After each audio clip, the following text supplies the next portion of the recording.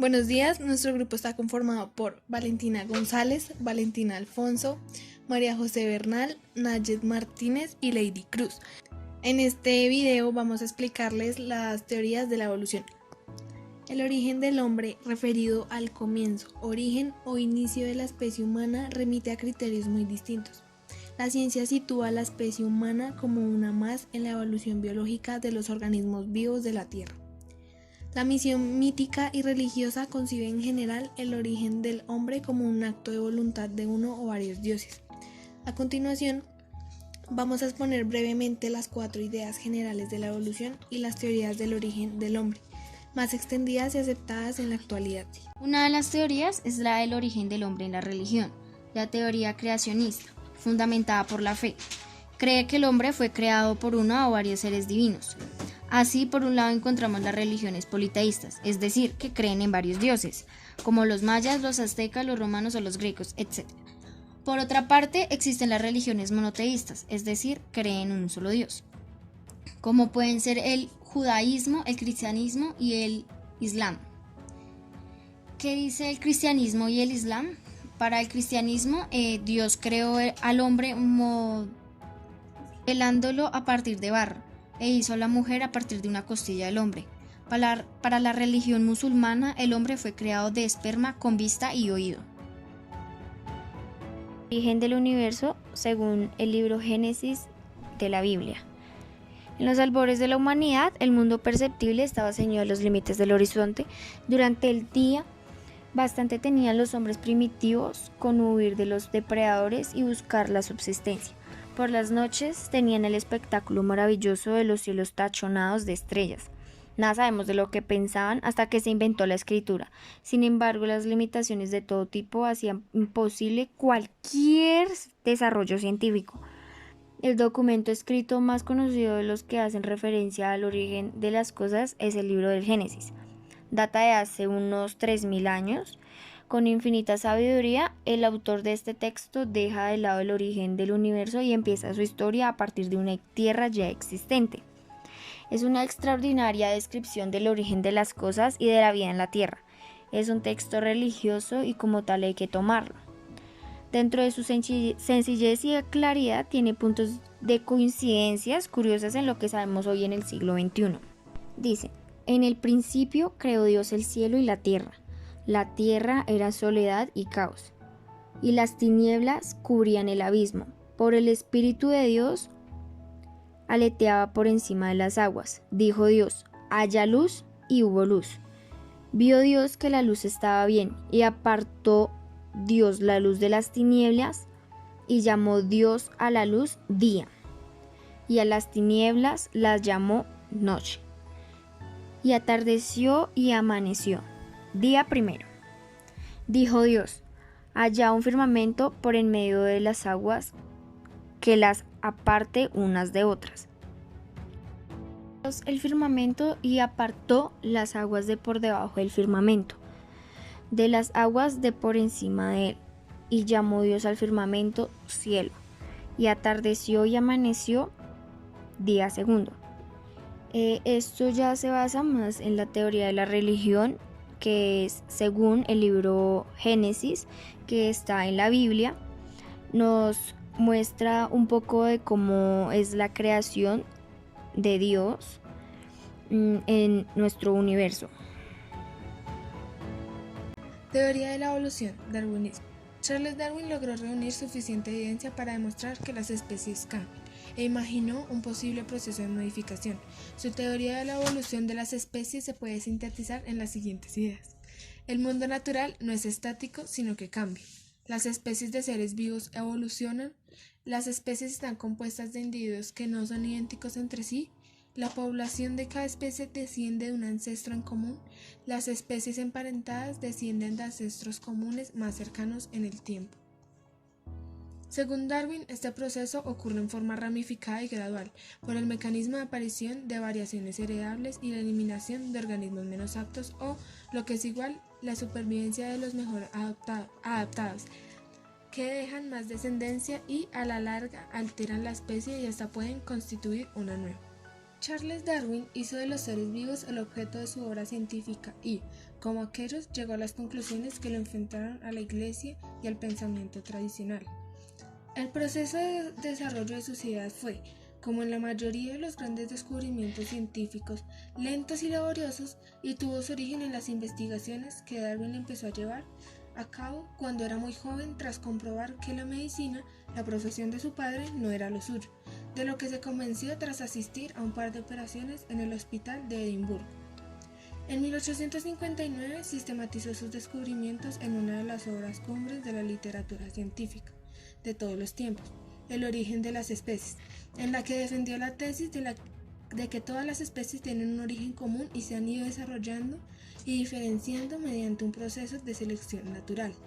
La teoría que le permitía dar explicación a muchos de los fenómenos que había observado en sus viajes y experimentos se había visto reforzada años antes por la lectura del libro Malthus, Ensayo sobre el principio de la población, que en sus propias palabras le permitió apreciar la lucha por la existencia que se da en todas partes, en la que las variaciones favorables tenderían a ser preservadas mientras las desfavorables serían destruidas. Y es importante señalar que sus teorías, que aplicó al estudio de multitud de casos concretos, son un modelo de rigor científico, ya que planteó hipótesis contrastables de los hechos permitían rechazar o confirmar. Darwinismo. Se le denomina a la propuesta realizada por Charles Darwin en el siglo XIX sobre el origen de las especies. Darwin, nacido en Inglaterra, realizó a los 22 años un viaje en barco desde Inglaterra hacia América del Sur, Australia y África, que duró 5 años. Y después de observar las variaciones de las especies, por ejemplo el pico de los pinzones, escribió un libro titulado El origen de las especies. Posteriormente elaboró otros libros en los que se refería a la evolución del hombre. Darwin expuso que el origen de las distintas especies de seres vivos eran transformaciones de otras especies preexistentes y añadió que se vería corroborada su hipótesis hasta encontrar los fósiles de estos organismos intermedios.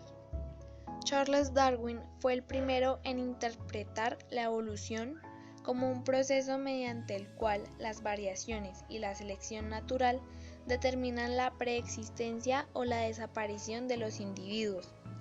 Darwin llamó selección natural al proceso de sobrevivencia de los organismos cuya variabilidad los hace más aptos para vivir en un medio particular y que a través de este proceso las poblaciones se alteran y al tiempo aparecen nuevos organismos fundamentalmente diferentes. El mecanismo que Darwin propuso para la evolución es la selección natural. Debido a que los recursos son limitados en la naturaleza, los organismos con rasgos heredables que favorezcan la supervivencia y la reproducción tenderán a dejar una mayor descendencia que sus pares, lo que hace que la frecuencia de esas características aumente a lo largo de varias generaciones. La selección natural hace que las poblaciones se adapten o se vuelvan cada vez más adecuadas a su entorno con el paso del tiempo. La selección natural depende del medio ambiente y requiere que existan variaciones heredables en un grupo. Teoría de Lamarck. Se trata de una doctrina evolucionista expuesta por el francés Lamarck en 1809 en su obra Filosofía zoológica. De acuerdo con esta teoría, la evolución de la especie vendría dada por la siguiente secuencia de hechos. Los cambios ambientales originan nuevas necesidades. Estas determinan el uso o desuso de unos u otros órganos. Tales órganos se desarrollan o se atrofian respectivamente. Los caracteres así adquiridos son hereditarios. Esta teoría es también una teoría sobre el origen del hombre. La teoría de Lamarck se suele condensar en la frase: la función crea el órgano y la herencia fija el camino en los descendientes. En consecuencia, el origen del hombre sería el pensamiento de los dos monos. Lamarck, padre de corriente evolutiva entre los años 1700 y 1800.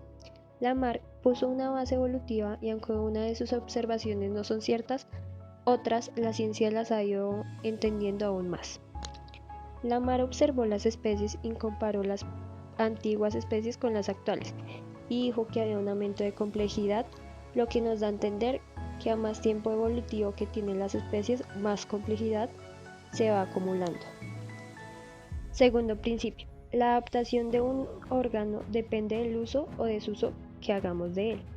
Lamarck propone un ejemplo en el cual nos dice que imaginemos por un momento que en una población de jirafas estas están compitiendo por comer y nos pregunta, ¿qué jirafas van a sobrevivir?